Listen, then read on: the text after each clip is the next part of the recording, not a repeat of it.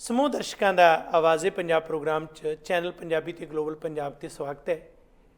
ਨਿਰੰਤਰਤਾ ਵਹਾਓ ਸਾਡੇ ਅੰਦਰ ਹੋਣਾ ਚਾਹੀਦਾ ਹੈ, ਵਿਚਾਰਾਂ ਦੀ ਨਿਰੰਤਰਤਾ ਵੀ, ਤੇ ਉਸ ਦੇ ਨਾਲ ਨਾਲ ਅਗਾਂਹ ਕਦਮ ਜੋ ਚੱਕਣੇ ਨੇ ਉਹਨਾਂ ਦੇ ਸੰਬੰਧ ਵਿੱਚ ਵੀ ਅਸੀਂ ਦੋ ਵਿਸ਼ੇਸ਼ ਪ੍ਰੋਗਰਾਮ ਜਿਹੜੇ ਕਿ ਇੱਕ ਵਿਚਾਰ ਚਰਚਾ ਦੇ ਅਧੀਨ ਰੱਖੇ ਨੇ, ਜਿਨ੍ਹਾਂ ਦੇ ਵਿੱਚ ਇਤਿਹਾਸ ਦੇ ਵਿੱਚ ਜੋ 57 ਤੋਂ ਲੈ ਕੇ 47 ਤੇ ਹੁਣ ਤੱਕ ਦਾ ਜੋ ਸਫ਼ਰ ਹੈ ਉਹ ਕਿਸ ਤਰ੍ਹਾਂ ਚੱਲਿਆ।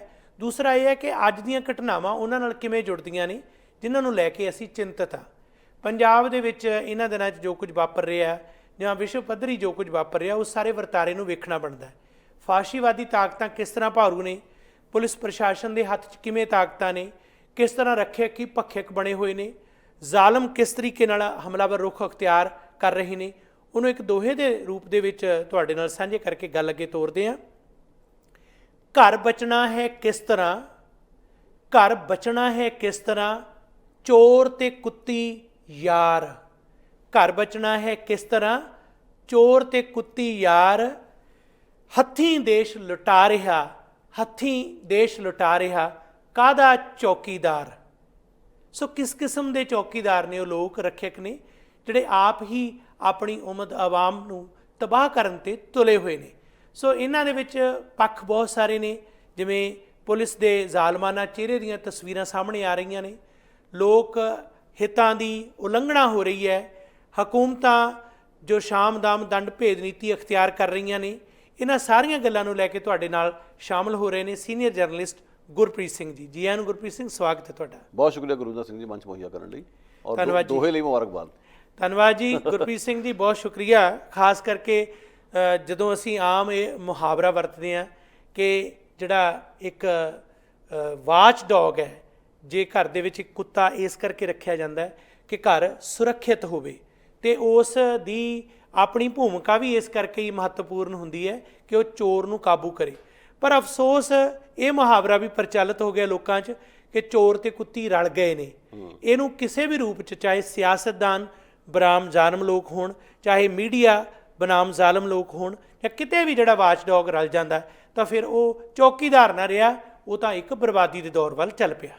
ਬਿਲਕੁਲ ਕੋਈ ਸ਼ੱਕ ਨਹੀਂ ਇਸ ਗੱਲ 'ਚ, ਔਰ ਇਸ ਕਿਸਮ ਦਾ ਆਲਮ ਅਸੀਂ ਉੱਥੇ ਵੇਖ ਰਹੇ ਹਾਂ ਜੀ। ਤੁਸੀਂ ਆਪਣੀ ਕਲਮ ਨੂੰ ਜਿਸ ਤਰੀਕੇ ਨਾਲ ਤਿੱਖਾ ਕਰਕੇ ਦੋਹਾ ਲਿਖਿਆ, ਇਹਦੇ ਲਈ ਤੁਸੀਂ ਵਧਾਈ ਦੇ ਪਾਤਰ ਹੋ। ਇਸ ਤਰ੍ਹਾਂ ਹੋਕਾ ਦਿੰਦੇ ਰਹੋ।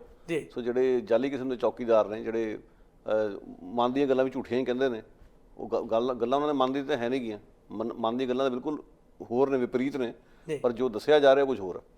ਸੱਚਾਈ ਹੈ ਜੀ ਕਿ ਅੱਜ ਜਦੋਂ ਅਸੀਂ ਆਪਣੇ ਇਤਿਹਾਸ ਨੂੰ ਦੇਖਦੇ ਹਾਂ ਗੁਰਪ੍ਰੀਤ ਸਿੰਘ ਜੀ, ਤਾਂ ਉਹਦੇ ਵਿੱਚ ਇੱਕ ਕੁਰਬਾਨੀਆਂ ਦੀ, ਉਹਨਾਂ ਲੋਕਾਂ ਦੀਆਂ ਸ਼ਹਾਦਤਾਂ ਦੀ, ਜਿਨ੍ਹਾਂ ਨੇ ਇਹ ਖਾਹਿਸ਼ ਕੀਤੀ ਸੀ ਕਿ ਕਾਸ਼ ਜਿਹੜਾ ਆਪਣਾ ਰਾਜ ਹੋਵੇ, ਅਸੀਂ ਬ੍ਰਿਟਿਸ਼ ਰਾਜ ਤੋਂ ਆਜ਼ਾਦੀ ਲਈਏ, ਜਾਂ ਉਸ ਤੋਂ ਪਹਿਲਾਂ ਮੁਗਲ ਰਾਜ ਸੀ, ਉਸ ਦੇ ਖਿਲਾਫ ਜਿਨ੍ਹਾਂ ਨੇ ਯੁੱਧ ਲੜੇ, ਸੰਘਰਸ਼ ਕੀਤੇ।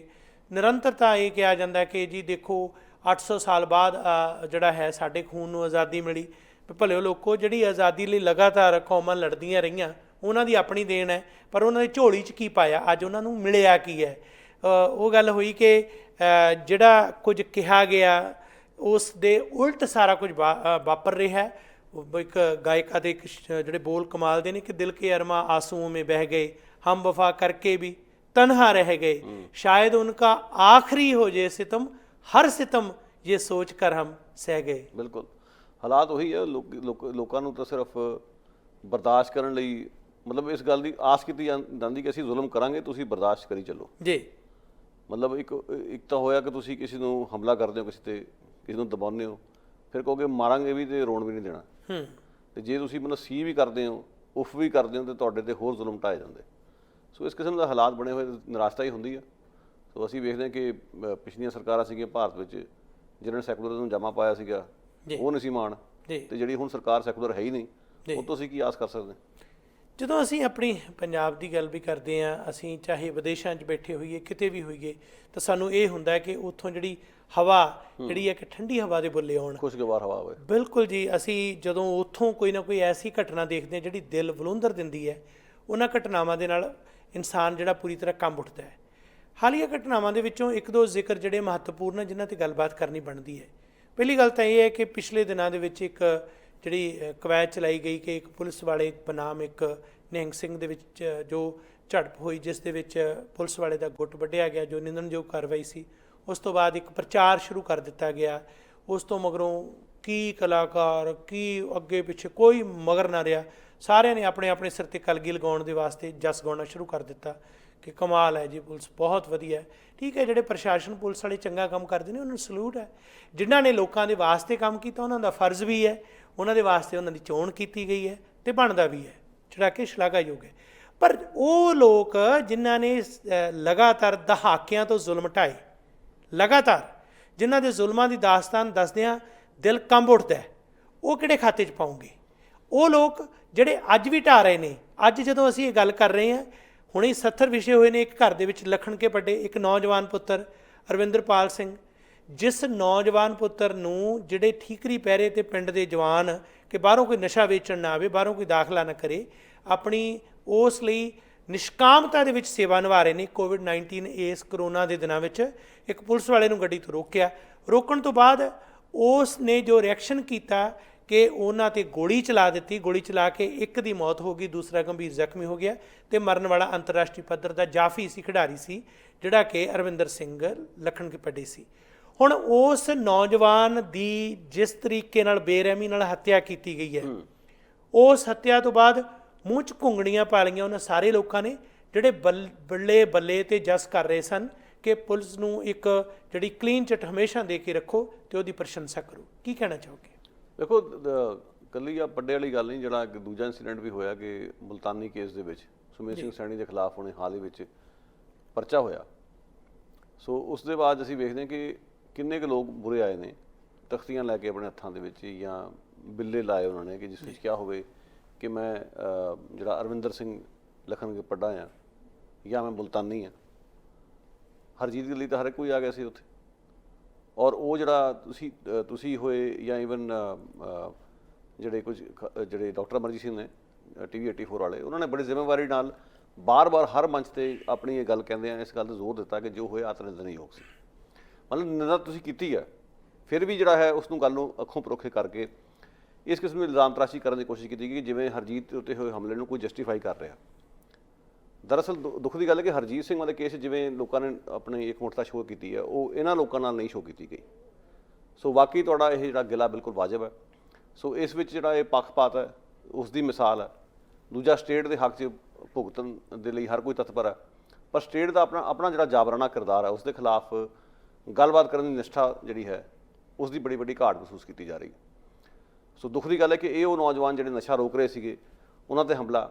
ਤੁਹਾਡਾ ਦੋਹਾ ਦਰੁਸਤ ਹੈ ਕਿ ਚੋਰ ਕੁੱਤੀ ਰਲ ਗਏ ਨੇ, ਪੁਲਿਸ ਵਾਲੇ ਖੁਦ ਨਸ਼ੇ ਵੇਚ ਰਹੇ ਉੱਥੇ ਜੀ। ਸੋ ਇਹ ਬੜੀ ਸ਼ਰਮ ਦੀ ਗੱਲ ਸੀ। ਇਸ ਦੇ ਵਿੱਚ ਇਨਕੁਆਇਰੀ ਵੀ ਹੋਣੀ ਚਾਹੀਦੀ ਹੈ, ਉਸ ਦੇ ਖਿਲਾਫ ਕਾਰਵਾਈ ਵੀ ਹੋਣੀ ਚਾਹੀਦੀ ਹੈ, ਔਰ ਲੋਕਾਂ ਨੂੰ ਨਿਕਲ ਕੇ ਸੜਕਾਂ 'ਤੇ ਆ ਕੇ ਇਸ ਦਾ ਵਿਰੋਧ ਕਰਨਾ ਚਾਹੀਦਾ। ਪਰ ਦੇਖਦੇ ਹਾਂ ਗੁਰਦਾਸ ਮਾਨ ਜਾਂ ਮੂਸੇਵਾਲਾ ਇਹ ਕਿੱਥੇ ਨੇ, ਜੇ ਕੀ ਕਰਨਗੇ, ਮੈਨੂੰ ਤਾਂ ਬਹੁਤੀ ਆਸ ਨਜ਼ਰ ਨਹੀਂ ਆ ਰਹੀ ਜੀ। ਕਿਉਂਕਿ ਸੁਮੇਸ਼ ਸਿੰਘ ਸੈਣੀ ਵਾਲੇ ਕੇਸ 'ਚ ਤਾਂ ਇਹ ਹੋਇਆ ਕਿ ਜਦੋਂ ਸੈਣੀ ਦੇ ਖਿਲਾਫ ਪਰਚਾ ਹੋਇਆ, ਹਾਂਜੀ, ਹੁਣ ਤਾਂ ਜ਼ਮਾਨਤ ਵੀ ਮਿਲ ਗਈ, ਸਟੇਟ ਵੀ ਫਟਾਫਟ ਆ ਗਿਆ ਉਸ ਦੀ ਪਿੱਠ 'ਤੇ। ਸੁਮੇਸ਼ ਸਿੰਘ ਸੈਣੀ ਦਾ ਕਮੈਂਟ ਸੀਗਾ ਕਿ captain Amarinder Singh anti national forces ਨਾਲ ਰਲ ਕੇ ਮੇਰੇ ਖਿਲਾਫ ਸਾਜ਼ਿਸ਼ ਰਚ ਰਹੇ। ਮੈਨੂੰ ਉਸ ਗੱਲ 'ਤੇ ਇਤਰਾਜ਼ ਹੈ ਕਿ ਜਿਹੜਾ ਐਂਟੀ ਨੈਸ਼ਨਲ ਤੁਸੀਂ ਕਿਹਨਾਂ ਨੂੰ ਕਹਿ ਰਹੇ ਹੋ? ਜਿਹੜੇ ਤੁਹਾਡੀ ਅਕਾਊਂਟੇਬਿਲਿਟੀ ਮੰਗ ਰਹੇ ਨੇ, ਤੁਸੀਂ ਝੂਠੇ ਮੁਕਾਬਲੇ ਬਣਾਉਂਦੇ ਹੋ, ਲੋਕਾਂ ਨੂੰ ਖਪਾਉਂਦੇ ਹੋ, ਉਹ ਤੁਹਾਨੂੰ ਸਵਾਲ ਕਰ ਰਹੇ, ਤੁਸੀਂ ਉਹਨਾਂ ਨੂੰ ਰਾਸ਼ਟਰ ਵਿਰੋਧੀ ਹੋਣ ਦਾ ਖਿਤਾਬ ਦਿੱਤਾ। ਇਸ ਕਿਸਮ ਦਾ ਮਾਹੌਲ ਉੱਥੇ ਬਣਾਇਆ ਜਾ ਰਿਹਾ, ਜਿਹੜੀ ਅਫਸੋਸ ਦੀ ਗੱਲ। ਜਿਸ ਤਰ੍ਹਾਂ ਗੁਰਪ੍ਰੀਤ ਸਿੰਘ ਜੀ, ਜਿਹੜੀ ਸੁਮੇਸ਼ ਸੈਣੀ ਦੀ ਗੱਲ ਅਸੀਂ ਥੋੜ੍ਹੀ ਜਿਹੀ ਇਹਨੂੰ ਵਿਸਤਾਰ 'ਚ ਕਰੀਏ। ਤੁਸੀਂ ਪੰਜਾਬ 'ਚ ਕੈਨੇਡਾ ਆਉਣ ਤੋਂ ਪਹਿਲਾਂ ਲੰਮਾ ਸਮਾਂ ਪੱਤਰਕਾਰੀ ਕੀਤੀ ਹੈ। ਤੁਸੀਂ ਸਮੇਂ-ਸਮੇਂ ਇਹੋ ਜਿਹੇ ਜਿਹੜੇ ਅਫਸਰਾਂ ਦੇ ਨਾਲ ਵਿਚਰਦੇ ਵੀ ਰਹੇ ਹੋ, ਉਹਨਾਂ ਨੂੰ ਵਕਤ ਦਰ ਵਕਤ ਇੰਟਰਵਿਊ ਵੀ ਕਰਦੇ ਰਹੇ ਹੋ, ਉਹ ਘਟਨਾਵਾਂ ਵੀ ਵੇਖਦੇ ਰਹੇ ਹੋ। ਇਹ ਜਿਹੜੀ ਮੁਲਤਾਨੀ ਦਾ ਕੇਸ ਹੈ, ਇਸ ਬਾਰੇ ਜਾਂ ਇਸ ਤਰ੍ਹਾਂ ਦੇ ਜਿਹੜੇ ਸੈਣੀ ਦੇ ਆ, ਜਿਹੜਾ ਓਵਰਆਲ ਜਿਹੜਾ ਇਹਦਾ ਕਾਰਡ ਹੈ, ਰਿਪੋਰਟ ਕਾਰਡ, ਉਹ ਥੋੜ੍ਹਾ ਜਿਹਾ ਦੱਸੋ ਕਿ ਕਿਸ ਕਿਸਮ ਦਾ, ਕਿਵੇਂ ਇਹਨੂੰ ਸ਼ਹਿ ਮਿਲੀ? ਜਿਵੇਂ ਆਮ ਇਹ ਗੱਲ ਪ੍ਰਚਲਿਤ ਹੈ ਕਿ ਇਸ ਦਾ ਇੱਕ ਦਿਨ ਦੇ ਵਿੱਚ ਐਡਾ ਇਹ ਖਤਰਨਾਕ ਨਹੀਂ ਬਣਿਆ, ਇਹਦੇ ਪਿੱਛੇ ਬਹੁਤ ਬਦਲਵੀਆਂ ਸਰਕਾਰਾਂ ਨੇ, ਹਰੇਕ ਸਰਕਾਰ ਨੇ ਵਕਤ ਦਰ ਵਕਤ ਇਸ ਦੀ ਪੁਸ਼ਟ ਪਨਾਹੀ ਕੀਤੀ ਹੈ। ਦੇਖੋ, ਮੈਂ ਸੁਮੇਸ਼ ਸਿੰਘ ਸੈਣੀ ਨੂੰ ਇੰਟਰਵਿਊ ਕਰਨ ਦੀਆਂ ਕੋਸ਼ਿਸ਼ਾਂ ਕੀਤੀਆਂ, ਕਦੇ ਕਾਮਯਾਬੀ ਨਹੀਂ ਮਿਲੀ। ਇੱਕ ਦੋ ਵਾਰੀ ਆਪਣੇ ਘਰ ਸੱਦ ਕੇ ਇੱਧਰ ਉੱਧਰ ਦੀਆਂ ਗੱਲਾਂ ਕਰਕੇ ਤੇ ਉਹਨਾਂ ਨੇ ਝੱਲਾ ਕੀਤਾ ਜੀ ਕਿ ਇੰਟਰਵਿਊ ਕਦੇ ਦਿੱਤੀ ਨਹੀਂ ਉਹਨਾਂ ਨੇ ਕਦੇ ਚੰਗੇ ਤਰੀਕੇ ਨਾਲ। ਤੇ ਇਸ ਕਰਕੇ ਮੈਂ ਤਾਂ ਕਦੇ ਮੈਨੂੰ ਮੌਕਾ ਨਹੀਂ ਮਿਲਿਆ ਕਿ ਮੈਂ ਬਹਿ ਕੇ ਚੀਰ ਫਾੜ ਕਰ ਸਕਾਂ ਜਾਂ ਸਵਾਲਾਂ ਜਵਾਬਾਂ ਰਾਹੀਂ ਜਾਣਨ ਦੀ ਕੋਸ਼ਿਸ਼ ਕਰ ਸਕਾਂ ਕਿ ਉਸਦੀ ਸਾਈਕੀ ਕੀ ਆ। ਪਰ ਸੁਮੇਸ਼ ਸਿੰਘ ਸੈਣੀ ਬਾਰੇ ਇੱਕ ਆਮ ਪ੍ਰਚਲਿਤ ਧਾਰਨਾ ਇਹ ਬਣੀ ਸੀ ਕਿ ਬਹੁਤ ਇਮਾਨਦਾਰ ਅਫਸਰ ਆ, ਬੜਾ ਡਰਦੇ ਵਾਲਾ। ਚੰਡੀਗੜ੍ਹ ਵਿੱਚ SSP ਲੱਗਣ ਤੋਂ ਬਾਅਦ ਚੰਡੀਗੜ੍ਹ 'ਚ ਸ਼ਾਂਤੀ ਹੋ ਗਈ, ਚੰਡੀਗੜ੍ਹ ਤੱਕ ਕਹਿੰਦੇ ਖਾਲਿਸਤਾਨੀਆਂ ਦਾ ਬੋਲਬਾਲਾ ਵੱਧ ਗਿਆ ਸੀਗਾ। ਇਸ ਕਿਸਮ ਦਾ ਪ੍ਰਚਾਰ ਬਹੁਤ ਹੁੰਦਾ ਸੀ ਉੱਥੇ। ਸੋ ਉਹਨਾਂ ਦਿਨਾਂ ਦੇ ਵਿੱਚ ਇੰਨਾ ਕੁ ਮੀਡੀਆ ਨੇ ਸੁਮੇਧ ਸਿੰਘ ਸੈਣੀ ਦੀ ਹਵਾ ਬਣਾਤੀ, ਇੰਨਾ ਜ਼ਿਆਦਾ ਮਤਲਬ ਹੰਕਾਰ ਉਸ ਵਿਅਕਤੀ ਵਿੱਚ ਨਜ਼ਰ ਆਉਣ ਲੱਗ ਪਿਆ ਕਿ ਇੱਕ ਡਾਕਟਰ ਦੀ ਉਹਨੇ ਤੋਹੀਨ ਕੀਤੀ, ਇੱਕ ਆਪਣੇ ਕਿਸੇ ਮੁਲਾਜ਼ਮ ਦੇ, ਕੋਈ ਏਅਰਫੋਰਸ ਅਫਸਰ ਸੀਗਾ, ਮੁਲਾਜ਼ਮ ਦੇ ਘਰ ਕੋਈ ਝਗੜਾ ਹੋਇਆ, ਚਲਾ ਗਿਆ, ਏਅਰਫੋਰਸ ਅਫਸਰ ਦੇ ਗੱਲ ਪਿਆ, ਇਸ ਕਿਸਮ ਦੀ ਗੱਲਾਂ ਉਦੋਂ ਹੋਈਆਂ। ਸੋ ਜਿਹੜੀ ਉਸ ਦੀ ਬੁਰਸ਼ਾਗਰਦੀ ਸੀ ਉਹ ਨਜ਼ਰ ਆਉਣੀ ਸ਼ੁਰੂ ਹੋ ਗਈ ਸੀ, ਮੀਡੀਆ ਵਾਲਿਆਂ ਨਾਲ ਕਿਸ ਤਰ੍ਹਾਂ ਦਾ ਵਰਤਾਓ ਆ। ਸੋ ਕਿੰਤੂ ਪਰੰਤੂ ਹੁੰਦਾ ਸੀ ਕੁਸਰ ਮੁਸਰ ਦੇ ਰੂਪ 'ਚ, ਖੁੱਲ੍ਹ ਕੇ ਕੋਈ ਕੁਛ ਨਹੀਂ ਸੀ ਕਹਿੰਦਾ। ਸਭ ਤੋਂ ਵੱਡਾ ਅਨਿਆਂ ਜਿਹੜਾ ਮੈਂ ਜਿਸ ਦਾ ਮੈਂ ਗਵਾਹ ਹਾਂ, ਜਿਹੜਾ ਵੇਖਿਆ ਮੈਂ, ਉਹ ਇਹ ਹੋਇਆ ਕਿ ਜਦੋਂ ਸੁਮੇਧ ਸਿੰਘ ਸੈਣੀ 'ਤੇ ਹਮਲਾ ਹੁੰਦਾ, ਜਿਸ ਤੋਂ ਪਿੱਛੋਂ ਮੁਲਤਾਨੀ ਨੂੰ ਚੱਕਿਆ ਗਿਆ, ਖਪਾ ਦਿੱਤਾ ਗਿਆ, ਜਟਾਣਾ ਪਰਿਵਾਰ ਦੇ ਜੋ ਕਹਿਰ ਢਾਇਆ ਗਿਆ, ਉਹ ਗੱਲ ਮੈਂ ਤੁਹਾਨੂੰ ਤਾਂ ਦੱਸ ਰਿਹਾ ਕਿ ਜਟਾਣੇ ਦੇ ਮੈਂ ਪਿੰਡ ਗਿਆ, ਉਸ ਘਰ ਨੂੰ ਮੈਂ ਵੇਖਿਆ ਜਿਸ ਨੂੰ ਘਰ ਨੂੰ ਲੂਹਿਆ ਗਿਆ ਸੀਗਾ, ਉਹ ਘਰ ਦੀ ਹਾਲਤ ਮੈਂ ਵੇਖੀ ਆ। ਜਿਸ ਤਰੀਕੇ ਨਾਲ ਸਿਸਕੀਆਂ ਲੈ ਲੋਕੀ ਦੱਸ ਰਹੇ ਸੀ ਕਹਾਣੀਆਂ ਕਿ ਕਿਸ ਤਰ੍ਹਾਂ ਇੱਕ ਬਜ਼ੁਰਗ ਔਰਤ ਵੀ ਮਰੀ, ਇੱਕ ਬੱਚਾ ਵੀ ਮਰਿਆ, ਹੋਰ ਘਰ ਦਾ ਮਾਹੌਲ ਜਿਹੜਾ ਸੀਗਾ।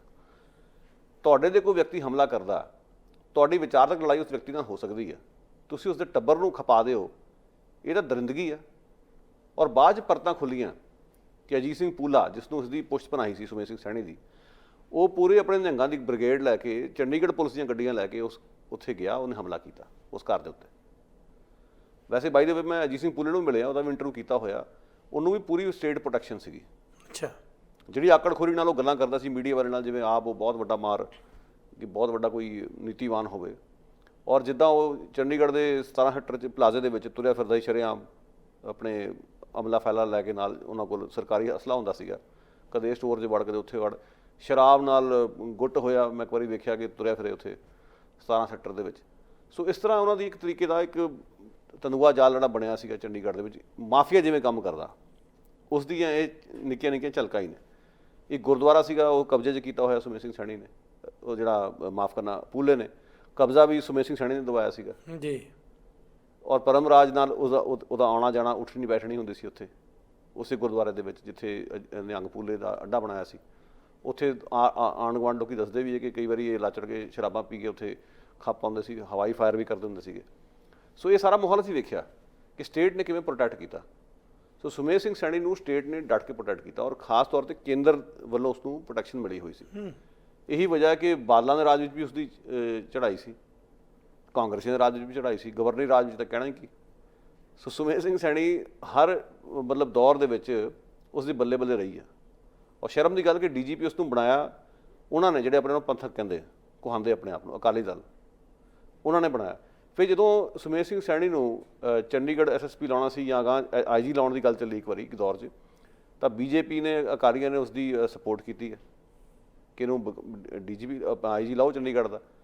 ਕਾਂਗਰਸ ਦਾ ਜਿਹੜਾ ਖਾਸਾ ਅਸੀਂ ਵੇਖ ਹੀ ਲਿਆ। ਫਿਰ ਇੱਥੋਂ ਤੱਕ ਕਿ ਮੈਨੂੰ ਯਾਦ ਆ ਗੁਰਿੰਦਰ ਸਿੰਘ ਜੀ, ਕਿ ਜਦੋਂ ਰੱਖੜੀ ਦਾ ਤਿਉਹਾਰ ਆਉਂਦਾ ਸੀਗਾ ਅਤੇ ਕਈ ਜਿਹੜੇ BJP ਦੀਆਂ ਜਿਹੜੀਆਂ ਇਸਤਰੀ ਵਿੰਗ ਦੀਆਂ ਔਰਤਾਂ, ਇਹਨਾਂ ਨੇ ਜਾ ਕੇ ਸੁਮੇਧ ਸਿੰਘ ਸੈਣੀ ਦੇ ਗੁੱਟ 'ਤੇ ਰੱਖੜੀ ਬੰਨ੍ਹੀ, ਉਹਦਾ ਪੂਰਾ ਡਰਾਮਾ ਕਰਨਾ 17 ਸੈਕਟਰ ਦੇ ਵਿੱਚ ਲਿਆ ਕੇ ਅਤੇ ਮੀਡੀਆ ਦੇ ਸਾਹਮਣੇ ਰੱਖੜੀ ਬੰਨ੍ਹਣ ਦਾ ਡਰਾਮਾ। ਤੁਸੀਂ ਰੱਖੜੀ ਉਹਨਾਂ ਲੋਕਾਂ ਦੇ ਗੁੱਟ 'ਤੇ ਬੰਨ੍ਹ ਰਹੇ ਹੋ ਜਿਨ੍ਹਾਂ ਦੇ ਅਧੀਨ ਪੁਲਿਸ ਵਾਲੇ ਔਰਤਾਂ ਨਾਲ ਕੀ ਕੁਛ ਨਹੀਂ ਕਰਦੇ ਉੱਥੇ। ਇਸ ਤੋਂ ਜ਼ਿਆਦਾ ਸ਼ਰਮਨਾਕ ਗੱਲਾਂ ਹੋਰ ਕੀ ਹੋ ਸਕਦੀਆਂ। ਸੋ ਕੁੱਲ ਮਿਲਾ ਕੇ ਸੁਮੇਧ ਸਿੰਘ ਸੈਣੀ ਜਿਹੜਾ ਹੈ ਉਹ ਅਖੀਰ ਵਾਲਾ ਅਫਸਰ ਨਹੀਂ ਗਾ, ਇਹੋ ਜਿਹੇ ਅਫਸਰ ਹੁਣ ਵੀ ਬੈਠੇ ਆ, ਅਗਾਂਹ ਵੀ ਆਉਣਗੇ, ਪਿੱਛੇ ਵੀ ਰਹੇ ਆ। ਸੋ ਇਹ ਇੱਕ ਸਟੇਟ ਦਾ ਕਰੈਕਟਰ ਜਿਹੜਾ ਸਮਝਣ ਵਾਸਤੇ ਸੁਮੇਧ ਸਿੰਘ ਸੈਣੀ ਦੀ ਗੱਲ ਨੂੰ ਸਮਝਣਾ ਬਹੁਤ ਜ਼ਰੂਰੀ ਹੈ। ਜਿੱਥੋਂ ਤੱਕ ਤੁਸੀਂ ਜਟਾਣਾ ਪਰਿਵਾਰ ਦੀ ਗੱਲ ਜਾਂ ਮੁਲਤਾਨੀ ਪਰਿਵਾਰ ਦੀ ਗੱਲ ਕੀਤੀ ਹੈ, ਉਹ ਮੁਲਤਾਨੀ ਖੁਦ ਇੱਕ IAS ਆਫਿਸਰ ਦਾ ਲੜਕਾ, ਉਸ ਦੇ ਉੱਪਰ ਜਿਸ ਤਰੀਕੇ ਨਾਲ ਤਸ਼ੱਦਦ ਕੀਤਾ ਗਿਆ, ਜਿਹੜਾ ਅਣਮਨੁੱਖੀ ਢੰਗ ਦੇ ਨਾਲ ਜਿਵੇਂ ਟੌਰਚਰ ਕੀਤਾ ਗਿਆ, ਅਤੇ ਉਸ ਦੀ ਗੱਲ ਕਰਕੇ ਵੀ ਦਿਲ ਕੰਬ ਉੱਠਦਾ ਹੈ। ਇਹੋ ਜਿਹੇ ਬਹੁਤ ਸਾਰੇ ਕੇਸ ਹੋਰ ਵੀ ਨੇ ਜਿਨ੍ਹਾਂ ਦੇ ਵਿੱਚ ਸੈਣੀ ਵਰਗੇ ਅਨੇਕਾਂ ਨੇ, ਪਰ ਸੈਣੀ ਮੋਟਰਸ ਦਾ ਕੇਸ ਵੀ ਬੜਾ ਲੰਮਾ ਸਮਾਂ ਚੱਲਿਆ। ਖੁਦ ਸੈਣੀ ਬਰਾਦਰੀ ਤੇ ਪਰਿਵਾਰਾਂ ਦੇ ਵਿੱਚ, ਪਰਿਵਾਰ, ਉਹਨਾਂ ਦਾ ਆਪਣਾ ਪਰਿਵਾਰ ਸੀ, ਮਤਲਬ ਉਹਨਾਂ ਦੇ ਆਪਣੇ ਹੀ ਪਰਿਵਾਰਾਂ ਵਿੱਚੋਂ ਸੀਗੇ ਉਹ ਲੋਕ। ਉਹਦਾ ਕੀ ਕੇਸ ਸੀ? ਉਹਨਾਂ ਦੇ ਵਿੱਚ ਇਹੀ ਸੀਗਾ ਕਿ ਰਿਸ਼ਤੇਦਾਰੀ ਦੀ ਲੜਾਈ ਸੀਗੀ, ਆਪਣੀ ਤਾਕਤ ਨੂੰ ਅਬਿਊਜ਼ ਕੀਤਾ ਗਿਆ ਸ਼ਰੇਆਮ। ਉਸ ਕੇਸ ਵਿੱਚ ਵੀ ਉਹ ਲੱਭੇ ਨਹੀਂ ਬੰਦੇ ਜਿਹੜੇ ਚੱਕੇ ਗਏ। ਪਰ ਸਮੱਸਿਆ ਇਹ ਆ ਗਈ ਕਿ ਜਿਹੜਾ ਢਾਂਚਾ ਇੰਡੀਆ ਦਾ, ਉਹ ਕਿਵੇਂ ਬਾਰ-ਬਾਰ ਪੈਰ ਤੇ ਪ੍ਰੋਟੈਕਟ ਕਰ ਰਿਹਾ। ਹੁਣ ਮੁਲਤਾਨੀ ਵਾਲੇ ਕੇਸ ਦੇ ਵਿੱਚ ਇਹ ਮਾਮਲਾ ਇੱਕ ਸਟੇਜ ਤੇ ਜਾ ਕੇ CBI ਕੋਲ ਚਲਾ ਗਿਆ। ਹਾਂਜੀ, ਸੁਪਰੀਮ ਕੋਰਟ ਨੇ FIR ਉਹਦੀ ਉਹ ਵਾਲੀ ਸੀਗੀ CBI ਦੀ ਕੁਐਸ਼ ਕਰਾਈ। ਇਹ ਆਪਣੇ ਵਿੱਚ ਬੜੀ ਸ਼ਰਮ ਦੀ ਗੱਲ ਸੀ ਕਿ ਤੁਸੀਂ ਪ੍ਰੋਟੈਕਟ ਕਰ ਰਹੇ ਹੋ। ਇਹ ਇਸੇ ਕਰਕੇ ਸੁਮੇਧ ਸਿੰਘ ਸੈਣੀ ਦਾ ਇਹ ਕਥਨ ਕਿ ਜਿਹੜੇ ਲੋਕ ਇਹ ਦੁਬਾਰਾ ਮੇਰੇ ਖਿਲਾਫ ਖਲੋਤੇ ਨੇ, ਐਂਟੀ ਨੈਸ਼ਨਲ ਨੇ। ਹੁਣ ਪੁੱਛਣ ਵਾਲਾ ਹੋਵੇ ਜਿਹੜੇ ਤੇਰੀ ਬਰਾਦਰੀ ਵਾਲੇ ਸੀਗੇ ਸੈਣੀ ਪ੍ਰਮੋਟਰ ਵਾਲੇ, ਉਹ ਵੀ ਐਂਟੀ ਨੈਸ਼ਨਲ ਨੇ। ਜੇ ਲੋਕ ਇਨਸਾਫ ਦੀ ਗੱਲ ਕਰਨਗੇ, ਸਵਾਲ ਕਰਨਗੇ, ਤਾਂ ਹਿਊਮਨ ਰਾਈਟਸ ਦੀ ਖਾਤਰ ਉਹਨਾਂ ਨੂੰ ਤੁਸੀਂ ਐਂਟੀ ਨੈਸ਼ਨਲ ਹੋਣ ਦਾ ਖਿਤਾਬ ਦੇ ਰਹੇ ਹੋ। ਇੱਕ ਤਰੀਕੇ ਨਾਲ ਉਹਨਾਂ ਲੋਕਾਂ ਦੇ ਮੂੰਹ ਬੰਦ ਕਰਾਉਣ ਦੀ ਕੋਸ਼ਿਸ਼ ਹੁੰਦੀ ਕਿ ਜਿਹੜੇ ਲੋਕੀ ਕੱਲ੍ਹ ਨੂੰ ਰੌਲਾ ਨਾ ਪਾ ਸਕਣ ਕਿਸੇ ਦੇ ਤੁਸੀਂ ਇਹ ਲਾ ਦਿਓ ਠੱਪਾ ਜਾਂ ਚੇਪੀ ਲਾ ਦਿਓ ਕਿ ਐਂਟੀ ਨੈਸ਼ਨਲ ਜਾਂ ਸੈਡੀਸ਼ੀਅਸ ਜਾਂ ਦੇਸ਼ ਵਿਰੋਧੀ ਜਾਂ ਰਾਜ ਧਰੋਹੀ, ਉਸ ਤੋਂ ਬਾਅਦ ਤੁਹਾਡੇ ਟੱਬਰ ਨੂੰ ਲੋਕੀ ਸ਼ੱਕ ਦੀ ਨਿਗਾਹ ਨਾਲ ਵੇਖਣਗੇ, ਤੁਹਾਡਾ ਮੂੰਹ ਬੰਦ ਕਰਾ ਦੇਣਗੇ। ਇਸ ਕਿਸਮ ਦਾ ਮਾਹੌਲ ਬਣਾਉਣ ਲਈ ਇਸ ਕਿਸਮ ਦੇ ਜਿਹੜੇ ਵਿਸ਼ੇਸ਼ਣ ਲੋਕਾਂ ਨੂੰ ਦਿੱਤੇ ਜਾਂਦੇ। ਪਿਛਲੇ ਸਮੇਂ ਦੌਰਾਨ ਰੰਜਨ ਲਖਨਪਾਲ ਜਿਹੜੇ ਸੀਨੀਅਰ ਜਿਹੜੇ ਪੰਜਾਬ ਹਰਿਆਣਾ ਹਾਈ ਕੋਰਟ ਦੇ ਮਾਨਯੋਗ ਵਕੀਲ ਰਹੇ, ਖੁਦ ਉਹ ਇਸੇ ਸੰਤਾਪ ਦਾ ਸ਼ਿਕਾਰ ਹੋਏ। ਉਹਨਾਂ ਦਾ ਪੁੱਤਰ ਵੀ 10 ਸਾਲਾ ਜਿਹੜਾ ਹੈ ਉਸ ਦਾ ਝੂਠਾ ਇੱਕ ਹਾਦਸਾ ਬਣਾ ਕੇ ਉਸ ਦਾ ਕਤਲ ਕਰ ਦਿੱਤਾ ਗਿਆ। ਉਹਨਾਂ ਨੇ ਸੈਣੀ ਦੀਆਂ ਕਰਤੂਤਾਂ ਤੋਂ ਪਰਦੇਫਾਸ਼ ਕੀਤੇ, ਕਾਫੀ ਵਿਸਥਾਰ 'ਚ ਦੱਸਿਆ ਕਿ ਜਿਵੇਂ ਜਿਵੇਂ ਉਸਨੇ ਜ਼ੁਲਮ ਢਾਇਆ। ਪਰ ਜਦੋਂ ਦੁਬਾਰਾ ਉਹ ਕੇਸ ਚੱਲਿਆ, ਹੁਣ ਇਸ ਗੱਲ ਨੂੰ ਬਿਆਨ ਕੀਤਾ ਜਾ ਰਿਹਾ ਕਿ ਕਿਤੇ ਨਾ ਕਿਤੇ ਇਹ ਜਿਹੜਾ ਸੈਣੀ ਅੱਜ ਨਹੀਂ ਜ਼ਾਲਮ ਬਣਿਆ, ਇਹਦੀ ਕਰਤੂਤ ਤਾਂ ਇਹ 91 ਦੀ ਕੀਤੀ ਹੋਈ ਹੈ। ਪਰ ਹੁਣ ਇੱਕ ਸਿਆਸੀ ਮਫਾਦ ਜਿਹੜਾ ਚੱਲ ਰਿਹਾ, ਇੱਕ ਪਾਸੇ ਡਰਾਮਾ ਕੀਤਾ ਜਾ ਰਿਹਾ ਸੈਣੀ ਨੂੰ ਕਿਸੇ ਨਾ ਕਿਸੇ ਗ੍ਰਿਫਤ 'ਚ ਲੈਣ ਦਾ, ਜੇ ਉਸ ਨੇ ਆਪਣੇ ਕੈਪਟਨ ਅਮਰਿੰਦਰ ਸਿੰਘ ਦੇ ਖਿਲਾਫ ਲੁਧਿਆਣਾ ਘੁਟਾਲੇ ਦੇ ਵਿੱਚ ਕਿਸੇ ਨਾ ਕਿਸੇ ਤਰ੍ਹਾਂ ਦੀ ਭੂਮਿਕਾ ਨਿਭਾਈ, ਉੱਥੇ ਉਸ ਨੂੰ ਸਬਕ ਸਿਖਾਉਣ ਦਾ, ਅੰਦਰ ਖਾਤੇ ਉਸ ਦੀ ਸਪੋਰਟ ਵੀ ਕੀਤੀ ਜਾ ਰਹੀ ਹੈ। ਕਿੰਨਾ ਕੁ ਸੱਚ ਹੈ ਕਿ ਇੱਕ ਪਾਸੇ ਚੋਰ ਨੂੰ ਲੱਗਣ ਲਈ ਕਹਿਣਾ ਤੇ ਦੂਸਰੇ ਪਾਸੇ ਕੁੱਤੇ ਨੂੰ ਛੱਡਣਾ, ਇਹ ਸਾਰਾ ਕੁਝ ਨਾਲੋਂ ਨਾਲ ਚੱਲ ਰਿਹਾ? ਦੇਖੋ, ਇਸ ਤਰ੍ਹਾਂ ਕਿ ਜਿਹੜਾ ਦਿੱਕਤ ਤਾਂ ਬਹੁਤ ਹੈ ਇਸ ਕਿਸਮ ਦੀ, ਜਿਵੇਂ ਐਸ ਵਿਰਕ ਦੀ ਤੇ ਸੈਣੀ ਦੀ ਲੜਾਈ। ਹਾਂਜੀ। ਹੁਣ ਐਸ ਵਿਰਕ ਤੇ ਸੈਣੀ ਕਿਸੇ ਵੇਲੇ ਗੂੜੇ ਯਾਰ ਹੁੰਦੇ ਸੀਗੇ ਜੀ, ਇਕੱਠੇ ਉੱਠਣਾ ਬੈਠਣਾ ਖਾਣਾ ਪੀਣਾ। ਕਿਉਂਕਿ ਮੈਂ ਐਸ ਵਿਰਕ ਦੇ ਬੇਟੇ ਦਾ ਪ੍ਰਦੀਪ ਵਿਰਕ ਦਾ ਇੰਟਰਵਿਊ ਕੀਤਾ ਸੀਗਾ, ਜਿਸ ਦੌਰ 'ਚ ਐਸ ਵਿਰਕ ਨੂੰ ਗ੍ਰਿਫਤਾਰ ਕੀਤਾ ਗਿਆ, ਇਹ ਚਾਰਜਸ ਲਾਏ ਗਏ ਜਦੋਂ ਐਸ ਵਿਰਕ ਨੂੰ ਮਹਾਰਾਸ਼ਟਰ ਜਾਣਾ ਪਿਆ। ਵਿਰਕ ਮਹਾਰਾਸ਼ਟਰ ਕੈਡਰ ਦੇ ਅਫਸਰ ਸੀ, ਪੰਜਾਬ 'ਚ ਪੋਸਟਿੰਗ ਹੋਈ ਸੀ ਉਹਨਾਂ ਦੀ, ਤੇ ਉਸ ਤੋਂ ਬਾਅਦ ਕਰਦਿਆਂ ਡੀਜੀਪੀ ਬਣ ਗਏ। ਜਦੋਂ ਉਹਨਾਂ ਦੇ ਖਿਲਾਫ ਮਾਮਲਾ ਖੁੱਲ੍ਹ ਗਿਆ, ਮਹਾਰਾਸ਼ਟਰ ਸਰਕਾਰ ਨੇ ਉਹਨਾਂ ਨੂੰ ਵਾਪਸ ਲੈ ਲਿਆ। ਇੰਟਰਸਟਿੰਗ ਗੱਲ ਇਹ ਹੋਈ ਕਿ ਐਸ ਵਿਰਕ ਦੇ ਹੱਕ 'ਚ ਸ਼ਿਵ ਸੈਨਾ ਨੇ ਵੀ ਬਿਆਨ ਦਿੱਤੇ ਉਦੋਂ ਮਹਾਰਾਸ਼ਟਰ 'ਚ। ਸੋ ਇਹਨਾਂ ਦੋਨਾਂ ਅਫਸਰਾਂ ਦੀ ਜੇ ਅਸੀਂ ਗੱਲ ਕਰਨੀ ਹੋਵੇ, ਕਿਉਂਕਿ ਪੰਜਾਬ ਦੇ ਵਿੱਚ ਇਸ ਤਰ੍ਹਾਂ ਕਿ ਪੰਜਾਬ ਦੇ ਵਿੱਚ ਜਿਹੜਾ ਖਾੜਕੂਵਾਦ ਨੂੰ ਦਬਾਉਣ ਲਈ ਪੂਰਾ ਜ਼ੋਰ ਲੱਗਾ ਸੀ ਇੰਡੀਅਨ ਸਟੇਟ ਦਾ, ਪੂਰੀ ਸਟੇਟ ਦੀ ਤਾਕਤ ਤਤਪਰ ਸੀਗੀ। ਇੰਡੀਅਨ ਸਟੇਟ ਸੈਂਟਰਲ ਗਵਰਨਮੈਂਟ ਤਤਪਰ ਸੀ ਕਿ ਇਹਨੂੰ ਕੁਚਲ ਦਿਓ, ਇਸ ਨੂੰ ਲੜਾਈ ਨੂੰ। ਇਸ ਕਰਕੇ ਖੁੱਲੀ ਵਾਗਾਂ ਖੋਲ੍ਹ ਦਿੱਤੀਆਂ ਗਈਆਂ ਪੁਲਿਸ ਦੀਆਂ। ਉਸ ਵਿੱਚ ਕੋਈ ਦੁੱਤੋਤਾ ਨਹੀਂ ਸੀਗਾ ਉਸ ਲੜਾਈ ਦੇ ਵਿੱਚ, ਉਸ ਮਹਾਂਭਾਰਤ 'ਚ ਕੋਈ ਵੀ ਦੁੱਤੋਤਾ ਨਹੀਂ ਸੀ। ਚਾਹੇ ਸੈਣੀ ਦੀ ਗੱਲ ਕਰੋ, ਚਾਹੇ ਵਿਰਕ ਦੀ ਗੱਲ ਕਰੋ, KPS ਗਿੱਲ ਦੀ ਗੱਲ ਕਰੋ, ਜਿਹਦੀ ਮਰਜ਼ੀ ਤੁਸੀਂ ਗੱਲ ਕਰ ਲਓ, ਕਹਿੰਦੇ ਕਹਾਂਦੇ ਉਹਨਾਂ ਸਭ ਦੀਆਂ ਵਾਗਾਂ ਖੋਲ੍ਹਤੀਆਂ ਗਈਆਂ। 19 ਦਾ ਫਰਕ ਹੋ ਸਕਦਾ ਜੀ। ਇਹਨਾਂ ਨੇ ਉੱਥੇ ਆ ਕੇ ਚਮਨੀਆਂ ਚਲਾਈਆਂ, ਮੁਕਾਬਲੇ ਬਣਾਏ ਔਰ ਸਟੇਟ ਦੇ ਖਜ਼ਾਨੇ ਦੇ ਮੂੰਹ ਵੀ ਖੋਲ੍ਹਤੇ। ਸੋ ਉਦੋਂ ਇੱਕ ਇਹਨਾਂ ਦੀ ਬਿਲਕੁਲ ਟੋਲੀਆਂ, ਲੋਟੂ ਟੋਲਾ ਸੀਗਾ ਇਕੱਠਾ, ਚੱਲਦਾ ਰਿਹਾ ਕੰਮ। ਬਾਅਦ 'ਚ ਹਾਲਾਤ ਬਦਲ ਗਏ, ਆਮ ਵਰਗੇ ਹਾਲਾਤ ਬਣ ਗਏ। ਉਹਦੇ ਵਿੱਚ ਕੀ ਹੋਇਆ, ਫਿਰ ਤੁਹਾਡੀ ਜਿਹੜੀ ਆਪਣੇ ਜਿਹਨੂੰ ਕਹਿੰਦੇ ਕਿ ਤੁਹਾਡੇ ਆਪਣੇ ਜਿਹੜੀ ਸਵਾਰਥ ਹੁੰਦੇ ਆ, ਉਹ ਭਾਰੂ ਹੋ ਗਏ। ਬਿਲਕੁਲ। ਸੋ ਕੀ ਹੋਇਆ ਕਿ ਜਿਹੜਾ ਸੁਮੇਧ ਸਿੰਘ ਸੈਣੀ ਤੇ ਵਿਰਕ ਦੀਆਂ ਆਪਣੀਆਂ ਕੋਈ ਦਿੱਕਤਾਂ, ਆਪਸੀ ਲੜਾਈਆਂ ਪੈਦਾ ਹੋ ਗਈਆਂ, ਜਿਸ ਦੇ ਚੱਲੇ ਐਸ ਵਿਰਕ ਤੇ ਮਾਮਲਾ ਦਰਜ ਹੋਇਆ। ਉਦੋਂ ਫਿਰ ਬਾਅਦ ਸੁਮੇਧ ਸਿੰਘ ਸੈਣੀ DGP, ਤੇ ਬਾਅਦ ਜਦੋਂ ਹੁਣ ਸੁਮੇਧ ਸਿੰਘ ਸੈਣੀ ਨੂੰ ਬਰਗਾੜੀ ਕਾਂਡ ਤੋਂ ਬਾਅਦ ਹਟਾਉਣਾ ਪਿਆ, ਤੇ ਉਸ ਤੋਂ ਬਾਅਦ ਹੁਣ ਜਿਹੜੇ ਹਾਲਾਤ ਨੇ ਕਿ ਕੈਪਟਨ ਨਾਲ ਅੰਦਰ ਖਾਤੇ ਲਾਗ ਡਾਟ ਸੀ, ਹੁਣ ਸੈਣੀ ਦੇ ਖਿਲਾਫ ਮਾਮਲਾ ਖੁੱਲ੍ਹ ਗਿਆ। ਪਰ ਇਹ ਤਾਂ ਹੋ ਗਈ ਉੱਪਰਲੀ ਲੜਾਈ। ਹਾਂਜੀ, ਇਹ ਤਾਂ ਉੱਪਰਲੀ ਲੜਾਈ ਹੈ। ਕੋਈ ਨਾ ਕੋਈ ਉਹਨਾਂ ਨੂੰ ਚਾਹੀਦੀ ਲੜਾਈ ਇੱਦਾਂ ਦੀ, ਆਪਣੇ ਆਪ ਨੂੰ ਪਾਸਾ ਵੱਟ ਕੇ ਦਿਖਾਉਣ ਲਈ ਕਿ ਅਸੀਂ ਕੁਝ ਕਰਕੇ ਵਿਖਾਇਆ। ਪਰ ਅੰਦਰੂਨੀ ਤੌਰ 'ਤੇ ਸਟੇਟ ਦਾ ਸਟਰਕਚਰ ਜਿਹੜਾ ਹੈ ਉਹ ਕੀ ਹੈ? ਇੱਦਾਂ ਤਾਂ ਹੁਣ ਦੇਖਿਆ ਜਾਵੇ ਤਾਂ ਜਦੋਂ ਜਿਹੜੇ ਅੰਮ੍ਰਿਤਸਰ ਇਲਾਕੇ ਦੇ ਵਿੱਚ ਜਿਹੜੇ ਇੱਕ ਰਿਟਾਇਰਡ ਆਰਮੀ ਅਫਸਰ ਨੇ ਪੂਲੇ ਦੇ ਖਿਲਾਫ ਮੁਹਿੰਮ ਚਲਾਈ ਸੀ, ਜਿਹੜੇ ਇੱਥੇ ਸਾਡੇ ਕੋਲ ਆਏ ਸੀ, ਕਰਨਲ ਸੰਧੂ ਨੇ ਲੜਾਈ ਜੋ ਚਲਾਈ ਹੈ। ਕਰਨਲ ਸੰਧੂ ਦੀ ਲੜਾਈ ਦੇ ਵੇਲੇ ਕੈਪਟਨ ਅਮਰਿੰਦਰ ਸਿੰਘ ਨੇ ਇੱਕ ਤਰੀਕੇ ਨਾਲ ਮਦਦ ਕੀਤੀ ਕਿ ਇਹਨੂੰ ਪੂਲੇ ਨੂੰ ਫੜ ਕੇ ਦਿਓ ਅੰਦਰ, ਠੀਕ ਹੈ। ਉਦੋਂ ਵੀ ਗੱਲ ਚੱਲੀ ਸੀ ਆ ਵਾਲੀ। ਪਰ ਕੀ ਉਹਦੇ ਨਾਲ ਕੈਪਟਨ ਸਾਹਿਬ ਬਾਕੀ ਗੱਲਾਂ ਤੋਂ ਬਰੀ ਹੋ ਗਏ? ਕਿਉਂਕਿ ਜਿਹੜਾ ਇੱਕ ਲੜਾਈ ਦਾ ਲੈਵਲ ਹੁੰਦਾ ਇੱਕ ਸਟੇਟ ਪੇਤ ਦੇ ਲੈਵਲ 'ਤੇ, ਉਹਨਾਂ ਨੇ ਸੁਧਾਰ ਦੇ ਵਿੱਚ ਉਸ ਦੀ ਮਦਦ ਕੀਤੀ। ਪਰ ਬਾਕੀ ਥਾਵਾਂ 'ਤੇ ਕੈਪਟਨ ਦਾ ਰੋਲ ਕੀ ਰਿਹਾ? ਕਿਉਂਕਿ ਸਟੇਟ ਜਿਹੜਾ ਨਾ ਪਿੱਛੇ ਜਿਹੜੀ IB ਜਾਂ ਰॉ ਜਾਂ ਕੇਂਦਰ ਸਰਕਾਰ ਜਾਂ ਹੋਮ ਮਿਨਿਸਟਰੀ ਕੀ ਚਾਹੁੰਦੀ ਹੈ, ਉੱਥੇ ਜੋ ਫੈਸਲਾ ਹੋ ਗਿਆ ਉਹ ਅਟੱਲ ਹੋਊਗਾ। ਉੱਥੋਂ ਜੇ ਇੱਕ ਵਾਰੀ ਤਾਰ ਹਿੱਲ ਗਈ, ਉਹ ਗੱਲ ਜਿਹੜੀ ਪੱਥਰ 'ਤੇ ਲੀਕ ਹੈ। ਉਹਨਾਂ ਨੇ ਕਿਸੇ ਨਾ ਕਿਸੇ ਰੂਪ 'ਚ ਇਹਨਾਂ ਸਾਰਿਆਂ ਨੂੰ ਸਪੋਰਟ ਕੀਤੀ, ਸਾਰਿਆਂ ਦੀ ਪ੍ਰੋਟੈਕਸ਼ਨ ਹੋਈ ਹੈ, ਸੈਣੀ ਦੀ ਵੀ ਵਿਰਕ ਦੀ ਵੀ। ਜਿਹੜੀ ਗੱਲ ਮਾੜੀ ਹੋਈ ਹੈ ਕਿ ਜੇ ਪਰਚਾ ਹੋ ਗਿਆ ਸੀਗਾ, ਉਹਨੂੰ ਐਂਟੀ ਨੈਸ਼ਨਲ ਕਹਿ ਕੇ ਇਸ ਗੱਲ ਨੂੰ ਮੂੰਹ ਬੰਦ ਕਰਾਉਣ ਦੀ ਗੱਲ ਕੀਤੀ ਗਈ। ਹੁਣ ਉਹਨੂੰ ਬੇਲ ਵੀ ਮਿਲ ਗਈ। ਇਹਦੇ ਉਲਟ ਮੈਨੂੰ ਦੱਸੋ ਕਿ ਕਿੰਨੇ ਕੇਸ ਨੇ ਜਿੱਥੇ ਸਿਆਸੀ ਜਿਹੜੇ ਐਕਟਿਵਿਸਟ ਨੇ ਉਹਨਾਂ ਨੂੰ ਜ਼ਲੀਲ ਕੀਤਾ ਜਾ ਰਿਹਾ ਜੀ, ਜੇਲ੍ਹਾਂ ਸੁੱਟਿਆ ਜਾ ਰਿਹਾ। ਸਫੂਰਾ ਜ਼ਰਗਰ ਨਾਂ ਦੀ ਗਰਭਵਤੀ ਔਰਤ ਜੇਲ੍ਹ ਸੁੱਟੀ ਗਈ ਹੈ, ਉਸ ਨੂੰ ਜ਼ਮਾਨਤ ਨਹੀਂ ਮਿਲ ਰਹੀ, ਕਾਲਾ ਕਾਨੂੰਨ ਲਾ ਦਿੱਤਾ ਗਿਆ। ਤੇਲ ਤੁੰਬੜੇ ਨੂੰ ਅੰਦਰ ਭੇਜ ਦਿੱਤਾ ਗਿਆ। ਸਾਈ ਬਾਬੇ ਨੂੰ ਜ਼ਮਾਨਤ ਨਹੀਂ ਦੇ ਰਹੇ ਮੈਡੀਕਲ ਗਰਾਊਂਡਸ 'ਤੇ ਵੀ, ਜਿਹੜਾ ਕਿ ਅਪਾਹਜ ਵਿਅਕਤੀ ਹੈ। ਤੇ ਸੈਣੀ ਸਾਹਿਬ ਨੂੰ ਫਟਾਫਟ ਜ਼ਮਾਨਤ ਮਿਲ ਗਈ। ਤਾਂ ਸਟੇਟ ਕਿਸ ਲੈਵਲ 'ਤੇ ਕੰਮ ਕਰ ਰਿਹਾ, ਲੋਕਾਂ ਨੂੰ ਇਸ ਦੀ ਨਿਸ਼ਾਨਦੇਹੀ ਕਰਨੀ ਪਏਗੀ। ਕੈਪਟਨ ਕੀ ਕਰ ਰਿਹਾ, ਬਾਦਲ ਕੀ ਕਰ ਰਿਹਾ, ਉਹਨਾਂ ਦੇ ਆਪਸ 'ਚ ਕੀ ਮਤਭੇਦ ਨੇ, ਉਹ ਗੱਲਾਂ ਸੈਕੰਡਰੀ ਨੇ। ਪਹਿਲੀ ਗੱਲ ਤਾਂ ਇਹ ਕਿ ਸਟੇਟ ਕੀ ਕਰ ਰਿਹਾ ਇਹ ਦੇਖੋ ਜੀ। ਤਾਂ ਇਹ ਸਾਰੇ ਸਟੇਟ ਨੇ ਕੋਆਪਟ ਕੀਤੇ ਹੋਏ ਆ। ਜੋ ਮਰਜ਼ੀ ਤੁਸੀਂ ਕਰ ਲਓ, ਕਰਨਾ ਸਟੇਟ ਨੇ। ਉਹਨਾਂ ਦੀ ਪ੍ਰੋਟੈਕਸ਼ਨ ਇਹਨਾਂ ਅਫਸਰਾਂ ਨੂੰ ਰਹੀ ਆ। ਜੇ ਵਿਰਕ ਤੇ ਪੰਜਾਬ 'ਚ ਮਾਮਲਾ ਖੁੱਲ ਗਿਆ, ਮਹਾਰਾਸ਼ਟਰ ਵਾਲਿਆਂ ਨੇ ਚੱਕ ਲਿਆ, ਕਿਤੇ ਨਾ ਕਿਤੇ ਉਹ ਵੀ ਪ੍ਰੋਟੈਕਸ਼ਨ ਚਲਾ ਗਿਆ। ਜੇ ਸੈਣੀ ਜੱਜ ਤੇ ਭੀੜ ਪਈ ਤੇ ਫਿਰ ਇੱਕ ਲੌਬੀ ਉਹਦੇ ਹੱਕ 'ਚ ਖੜੀ ਹੋ ਗਈ ਜੀ, ਕਿਉਂਕਿ ਉਹ ਜਿਹੜੀ ਲੌਬੀ ਹੈ, ਜਿਹੜੀ ਜਿਹਨੂੰ ਕਹਿੰਦੇ ਚੋਰ ਦੀ ਮਾਂ, ਉਹਦੇ 'ਤੇ ਉਂਗਲ ਰੱਖਣਾ ਬਹੁਤ ਜ਼ਰੂਰੀ ਹੈ। ਜਦੋਂ ਅਸੀਂ ਇਹਨਾਂ ਦੀ ਗੱਲ ਕਰਦੇ ਹਾਂ, ਉਸ ਵੇਲੇ ਇਹ ਵੀ ਸਾਹਮਣੇ ਆਇਆ ਕਿ 200 ਦੇ ਕਰੀਬ ਜਿਹੜੇ ਇਹੋ ਜਿਹੇ ਪੁਲਿਸ ਕੈਟ ਜਿਹੜੇ ਵੱਡੇ ਲੈਵਲ 'ਤੇ ਨੇ, ਇਹ ਪੁਲਿਸ ਨੇ ਪਾਲੇ ਹੋਏ ਨੇ, ਅਤੇ ਉਹਨਾਂ ਦਾ ਜਿਹੜਾ ਮੁੱਖ ਰੋਲ ਇਹੀ ਰਿਹਾ ਕਿ ਉਹਨਾਂ ਨੇ ਕਿਸੇ ਨਾ ਕਿਸੇ ਢੰਗ ਦੇ ਨਾਲ ਉਹ ਜਿਹੜੀਆਂ ਕਾਲੀਆਂ ਬਿੱਲੀਆਂ, ਉਹਨਾਂ ਨੇ ਸੰਘਰਸ਼ਾਂ ਦੇ ਵਿੱਚ ਜਾ ਕੇ, ਉਹਨਾਂ ਸਫਾਂ ਦੇ ਵਿੱਚ ਜਾ ਕੇ ਜਿਹੜੇ ਸਰਕਾਰ ਵਿਰੁੱਧ ਲੜ ਰਹੇ ਨੇ, ਆਪਣਾ ਰੋਲ ਪਲੇ ਕੀਤਾ। ਇੱਥੋਂ ਤੱਕ ਕਿ ਗੁਰਨਾਮ ਸਿੰਘ ਵਡਾਲਾ ਵਰਗੇ ਹੋਰ ਕਈਆਂ ਦੇ ਨਾਂ 'ਤੇ ਮਰਿਆ, ਉਹਨਾਂ ਨੂੰ ਘੋਸ਼ਿਤ ਕਰਕੇ ਬੜੇ ਵੱਡੇ ਜਿਹੜੇ ਆ 10-10 20-20 ਲੱਖ ਦੇ ਇਨਾਮ ਵੀ ਲੈ ਲਏ। ਇਨਾਮ ਇਉਂ ਵੀ ਲਏ, ਅਤੇ ਜਿਹੜੇ ਚੰਗੇ ਘਰਾਣਿਆਂ ਦੇ ਨੌਜਵਾਨ ਪੁੱਤ ਸਨ, ਜਿਹੜੇ ਸਿੱਖ ਸਰਦਾਰ ਸਨ, ਉਹਨਾਂ ਨੂੰ ਚੱਕ ਕੇ ਉਹਨਾਂ ਘਰਾਂ ਤੋਂ ਲੱਖਾਂ ਰੁਪਏ ਵੀ ਬਟੋਰੇ ਗਏ। ਇਹ ਕਰਤੂਤ ਰਹੀ। ਅਤੇ ਇਹੋ ਜਿਹੀਆਂ ਜਿਹੜੀਆਂ ਬਿੱਲੀਆਂ ਤਿਆਰ ਕਰਨ ਦੀ ਗੱਲ ਜਦੋਂ DGP ਖੁਦ ਐਕਸੈਪਟ ਕਰ ਰਿਹਾ, ਇਸ ਤੋਂ ਵੱਡੀ ਤਰਾਸਦੀ ਕੀ ਹੋ ਸਕਦੀ ਹੈ? ਦੇਖੋ, ਗੱਲ ਇੱਕ ਹੋਰ ਬੜੀ ਇੰਟਰਸਟਿੰਗ ਇਹ ਹੋਈ ਹੈ ਕਿ ਜਿਹੜੀ ਬਿੱਲੀ ਨੂੰ ਲੈ ਕੇ ਰੌਲਾ ਪਿਆ ਸੀਗਾ, ਉਸ ਬਿੱਲੀ ਦਾ ਇੰਟਰਵਿਊ ਮੈਂ ਵੀ ਕੀਤਾ ਹੋਇਆ ਜੀ, ਜਿਹੜਾ ਜਲੰਧਰ 'ਚ ਰਹੀ ਜਾਂਦਾ ਉੱਥੇ, ਪਿੰਕੀ ਕੈਟ। ਹਾਂ, ਨਹੀਂ ਪਿੰਕੀ ਕੈਟ ਨਹੀਂ, ਉਹ ਪਿੰਕੀ ਕੈਟ ਤੇ ਗੁਰਮੀਤ ਪਿੰਕੀ ਕੈਟ ਸੀ ਨਾ, ਜਿਹੜਾ ਲੁਧਿਆਣੇ ਪੋਸਟਡ ਰਿਹਾ। ਇੱਕ ਜਿਹੜੇ ਵਿਅਕਤੀ ਦਾ ਖੁਲਾਸਾ ਹੋਇਆ ਕਿ ਇਸ ਨੂੰ ਮਾਰ ਮੁਕਾਇਆ ਗਿਆ ਸੀ, ਪਰ ਉਹ ਜਿਉਂਦਾ ਪਾਇਆ ਗਿਆ, ਤੇ ਉਸ ਵੇਲੇ ਰੌਲਾ ਬਹੁਤ ਪਿਆ ਸੀ। ਜੀ, ਠੀਕ। ਵਿਰਕ ਨਾਲ ਨਾਂ ਜੋੜ ਕੇ ਉਸ ਦੀ ਸਾਰੀ ਗੱਲਬਾਤ ਕੀਤੀ ਗਈ। ਹੁਣ ਕਹਾਣੀ ਇਹ ਬਣਦੀ ਬੇਸਿਕਲੀ, ਇਹ ਸਾਰੇ ਦੇ ਵਿੱਚ ਇਕੱਲਾ ਵਿਰਕ ਕਸੂਰਵਾਰ ਨਹੀਂਗਾ, ਇਕੱਲਾ ਸੈਣੀ ਵੀ ਕਸੂਰਵਾਰ ਨਹੀਂ, ਸਾਰੇ ਕਸੂਰਵਾਰ ਨੇ, ਕਿਉਂਕਿ ਸਟੇਟ ਦੀ ਪਾਲਿਸੀ ਸੀ ਇਹੋ ਜਿਹੇ ਲੋਕ ਪੈਦਾ ਕੀਤੇ ਜਾਣ। ਮੈਂ ਤੁਹਾਨੂੰ ਇੱਕ ਛੋਟੀ ਜਿਹੀ ਗੱਲ ਦੱਸਣੀ ਚਾਹੁੰਦਾ। ਗੁਰਨਾਮ ਸਿੰਘ ਵਡਾਲੇ ਦਾ ਕੇਸ ਜਦੋਂ ਪਹਿਲੀ ਵਾਰੀ ਚਰਚਾ 'ਚ ਆਇਆ, ਹਾਂਜੀ, ਕਿ ਗੁਰਨਾਮ ਸਿੰਘ ਵਡਾਲੇ ਦੇ ਨਾਂ 'ਤੇ ਮਤਲਬ ਝੂਠਾ ਮੁਕਾਬਲਾ ਬਣਿਆ ਸੀ, ਜਿਉਂਦਾ ਵਿਅਕਤੀ ਆ, ਉਹ ਸਾਬਿਤ ਹੋ ਗਿਆ। ਬਿਲਕੁਲ। ਉਦੋਂ ਮੈਂ ਰੋਪੜ ਪੋਸਟਡ ਸੀਗਾ ਇੰਡੀਅਨ ਐਕਸਪ੍ਰੈਸ ਦੇ ਨਾਲ। ਮੈਂ ਇੱਕ ਕੰਮ ਇਹ ਕੀਤਾ, ਮੈਂ ਸਿਵਲ ਹਸਪਤਾਲ ਗਿਆ, ਉੱਥੇ ਜਾ ਕੇ ਪੁਰਾਣੀਆਂ ਪੋਸਟਮਾਰਟਮ ਰਿਪੋਰਟਾਂ ਕਢਾਈਆਂ ਉਸ ਦੌਰ ਦੀਆਂ। ਇਕੱਲਾ ਗੁਰਨਾਮ ਸਿੰਘ ਵਡਾਲਾ ਨਹੀਂ, ਅਨੇਕਾਂ ਹੀ ਇਹੋ ਜਿਹੇ ਸੀਗੇ ਜਿਹੜੇ ਪੰਚਨਾਮੇ ਸੋ ਕਾਲਡ ਜੀ, ਉਹਦੇ 'ਚ ਦਰਜ ਸੀ, ਜਿੱਥੋਂ ਪਤਾ ਲੱਗਦਾ ਕਿ ਮੁਕਾਬਲੇ 'ਚ ਊਨਤਾਈਆਂ ਕੀ ਨੇ। ਗੁਰਨਾਮ ਸਿੰਘ ਵਡਾਲਾ ਦੇ ਨਾਂ 'ਤੇ ਇੱਕ ਵਿਅਕਤੀ ਤੇ ਮਾਰਿਆ ਗਿਆ, ਇਹ ਤਾਂ ਗੱਲ ਪੱਕੀ ਹੈ ਨਾ ਜੀ। ਉਹ ਤਾਂ ਚਲੋ ਜਿਉਂਦਾ ਤੈਨੂੰ ਆ ਕੇ ਕਹਿੰਦਾ ਮੈਂ ਜਿਉਂਦਾ ਹਾਂ, ਪਰ ਇੱਕ ਜਿਹੜੀ ਪੋਸਟਮਾਰਟਮ ਰਿਪੋਰਟ ਕੱਟੀ ਗਈ ਆ, ਇਹ 'ਚ ਗੁਰਨਾਮ ਸਿੰਘ ਵਡਾਲੇ ਦੀ ਸ਼ਨਾਖਤ ਹੋਈ ਆ। ਕੋਈ ਵਿਅਕਤੀ ਮਾਰਿਆ ਤਾਂ ਹੀ ਉਹਦੀ ਪੋਸਟਮਾਰਟਮ ਰਿਪੋਰਟ ਪਈ ਉਸ 'ਚ ਗੜਬੜਾਂ ਕੀ ਨੇ? ਪਹਿਲੀ ਗੱਲ, ਉੱਪਰ ਉਹਦੇ ਜਥੇਬੰਦੀ ਦਾ ਨਾਂ ਲਿਖਿਆ ਹੋਇਆ। ਜੇ ਉਹ ਅਣਪਛਾਤਾ ਵਿਅਕਤੀ ਹੈ, ਫਿਰ ਜਥੇਬੰਦੀ ਦਾ ਨਾਂ ਕਿਵੇਂ ਤੈਅ ਹੋ ਗਿਆ?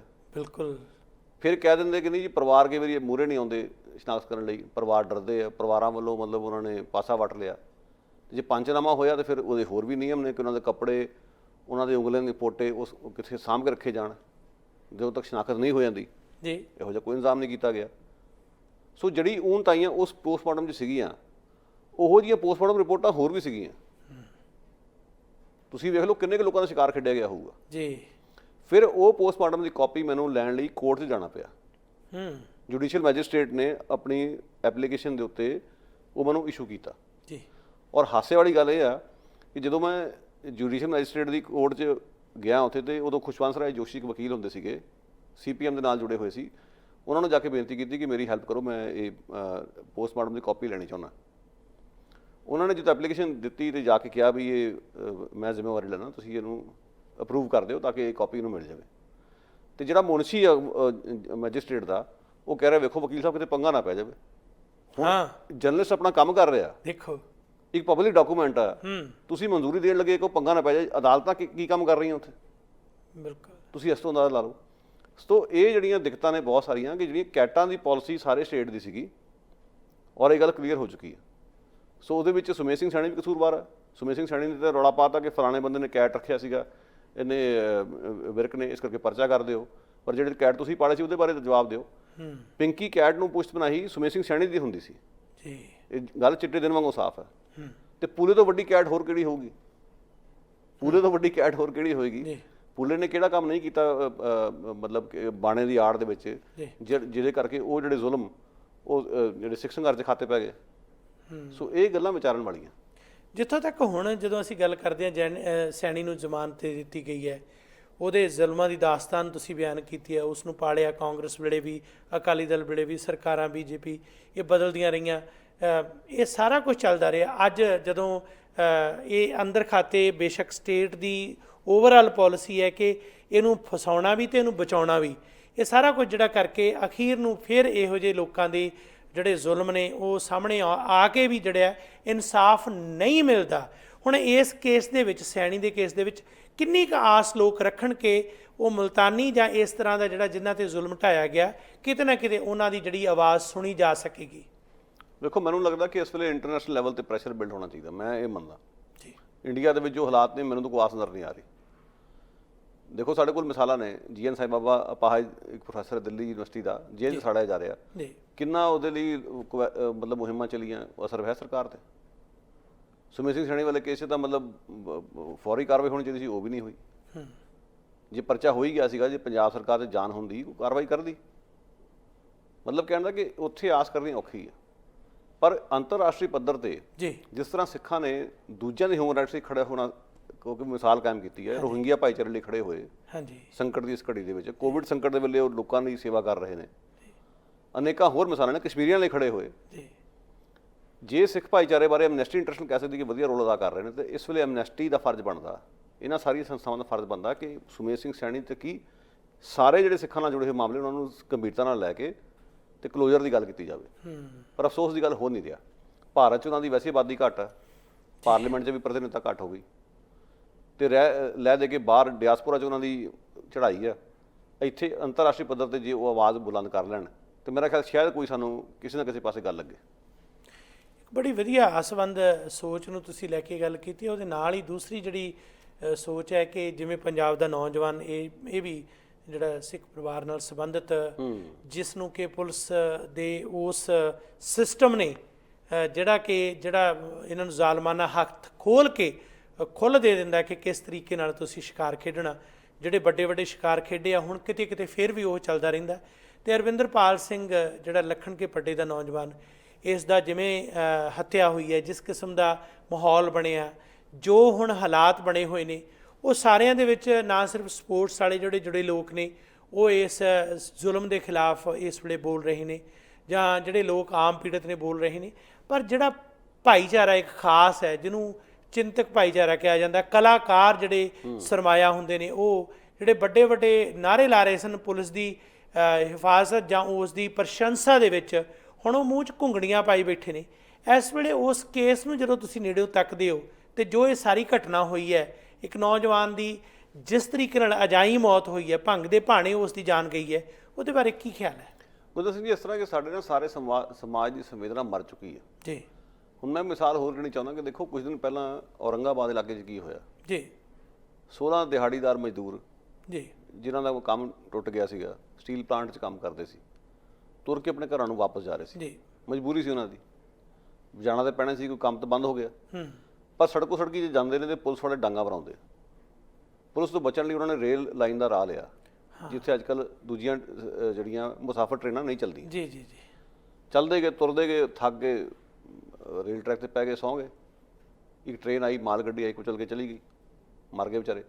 ਹਾਲਾਂਕਿ ਜਿਹੜਾ ਡਰਾਈਵਰ ਸੀਗਾ ਮਾਲ ਗੱਡੀ ਦਾ, ਉਸਨੇ ਕੋਸ਼ਿਸ਼ ਕੀਤੀ ਰੋਕਣ ਦੀ, ਪਰ ਤੁਹਾਨੂੰ ਪਤਾ ਟ੍ਰੇਨ ਦੀ ਕਈ ਵਾਰੀ ਸਪੀਡ ਇੰਨੀ ਹੁੰਦੀ ਆ, ਨਹੀਂ ਉਹਦੇ ਵੱਸ ਦੀ ਗੱਲ ਸੀ। ਚਲੋ ਖੈਰ, ਹੁਣ ਜੋ ਹੋਇਆ, ਹੁਣ ਕਹਿੰਦੇ ਇਨਕੁਆਇਰੀ ਹੋਏਗੀ। ਤੁਸੀਂ ਇਹ ਵੇਖੋ, ਸੰਵੇਦਨਾ ਸਮਾਜ ਦੀ ਮਰੀ ਹੋਈ ਹੈ। ਕਸੂਰ ਉਹਨਾਂ ਦਾ ਹੀ ਕੱਢਿਆ ਜਾਊਗਾ ਕਿ ਵਰਕਰ ਉੱਥੇ ਪਏ ਕਿਉਂ।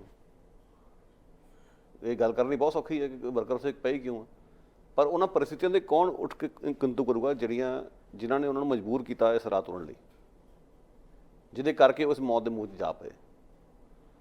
ਅਫਸੋਸ ਇਸ ਗੱਲ ਦਾ। ਹੁਣ ਇਸ ਕੇਸ ਦੇ ਵਿੱਚ ਵੀ ਪੇਸ਼ਕਾਰੀ ਇੱਦਾਂ ਕੀਤੀ ਜਾ ਰਹੀ ਹੈ ਕਿ ਪਾਰਕਿੰਗ ਨੂੰ ਲੈ ਕੇ ਰਫੜ ਪਿਆ ਸੀ ਇਹਨਾਂ ਦਾ।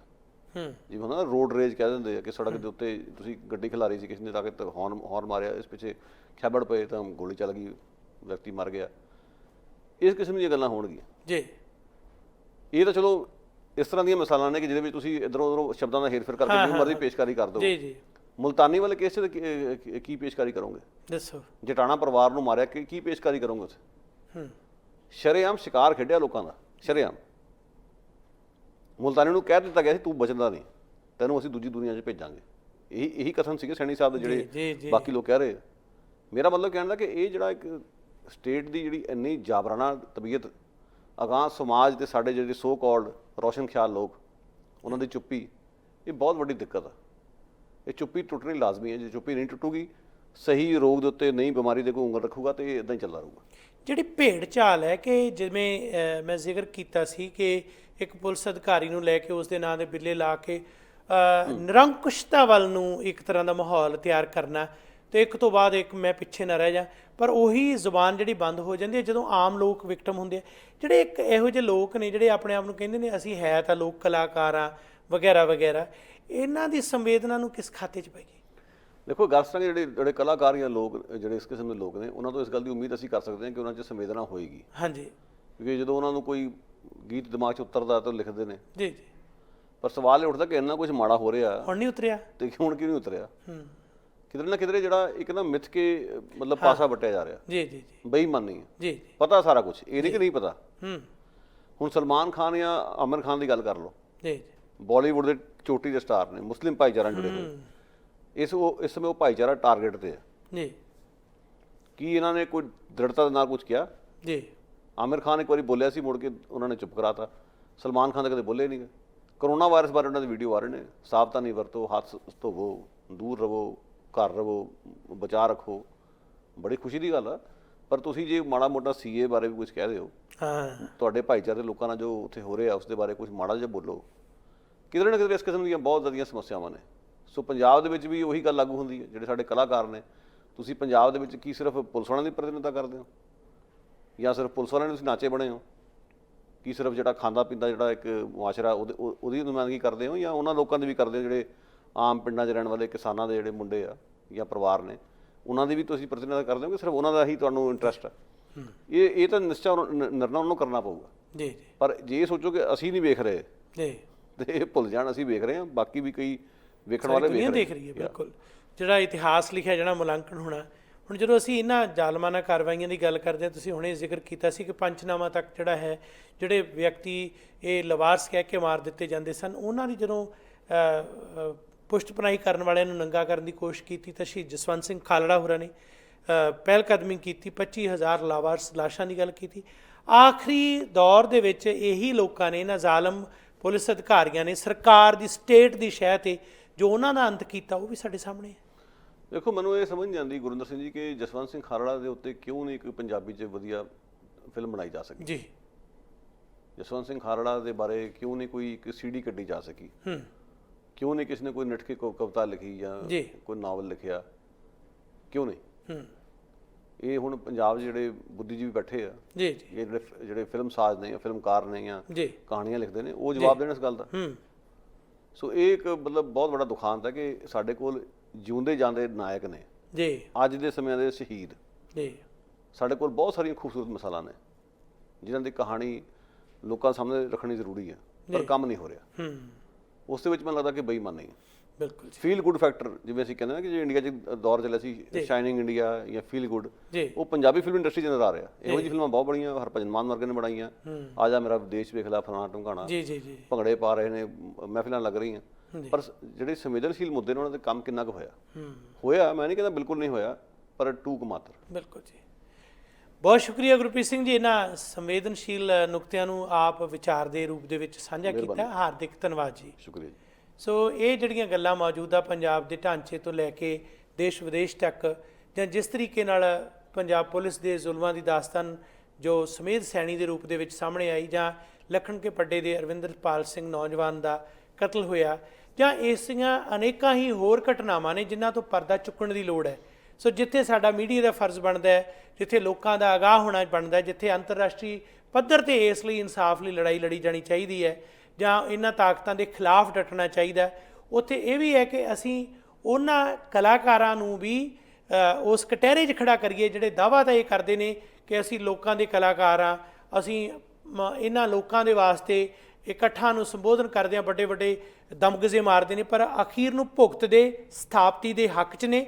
ਉਹਨਾਂ ਦੇ ਮੂੰਹ ਬੰਦ ਹੋ ਜਾਂਦੇ ਨੇ, ਜ਼ੁਬਾਨਾਂ ਬੰਦ ਹੋ ਜਾਂਦੀਆਂ ਨੇ, ਜਿਨ੍ਹਾਂ ਨੂੰ ਲਾਹਣਤਾਂ ਪਾਉਂਦੇ ਆ ਆਖਰੀ ਸ਼ਬਦ ਕਹਿ ਕੇ ਤੁਹਾਡੇ ਤੋਂ ਖਿਮਾ ਦੇ ਜਾਚ ਹੋਵਾਂਗੇ, ਜਿਨ੍ਹਾਂ ਦੇ ਵਿੱਚ ਕੁਝ ਸ਼ਬਦ ਇਹੋ ਜਿਹੇ ਕਲਾਕਾਰਾਂ ਦੇ ਨਾਂ 'ਤੇ ਨੇ।